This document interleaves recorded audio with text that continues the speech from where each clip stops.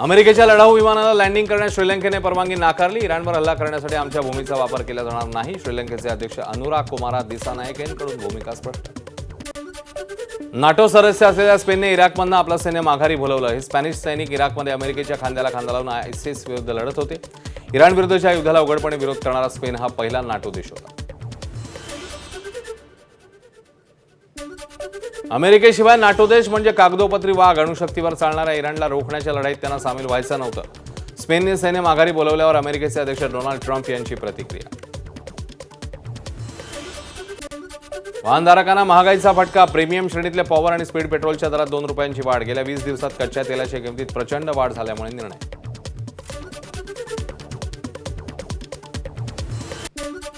दिल्लीतील सीबीआय कार्यालयात अनिल अंबानींची सलग दुसऱ्या दिवशी 7 तास चौकशी। सीबीआयकडून आरकॉम कर्ज प्रकरणी चौकशी सुरू असल्याची माहिती।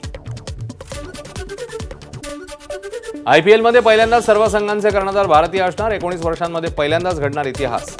गेल्या हंगामातला हैदराबाद संघाचा कर्णधार पॅट कमिन्सला वगळता इतर सर्व संघांचे कर्णधार भारतीयच होते। सनरायझर्स हैदराबादला आणखी मोठा धक्का। ऑस्ट्रेलियाचा अष्टपैलू जॅक एडवर्ड्स आयपीएलमधून बाहेर। पायाच्या दुखापतीमुळे स्पर्धेतून बाहेर गेल्याची माहिती। तर पॅट कमिन्सही पाठीच्या दुखापतीमुळे सुरुवातीच्या काही सामन्यांना मुकणार। स्टार प्रवाहावरून 30 मार्च पासून आनंदी ही नवी मालिका प्रेक्षकांच्या भेटीला। अरुण नलावडे, समीर धर्माधिकारी यांच्यासोबत जाई खांडेकर महत्त्वपूर्ण भूमिकेत। संपूर्ण टीमच्या उपस्थितीमध्ये पार पडलेल्या पत्रकार परिषदेत घोषणा। एबीपी माझा, उघडा डोळे बघा नीट।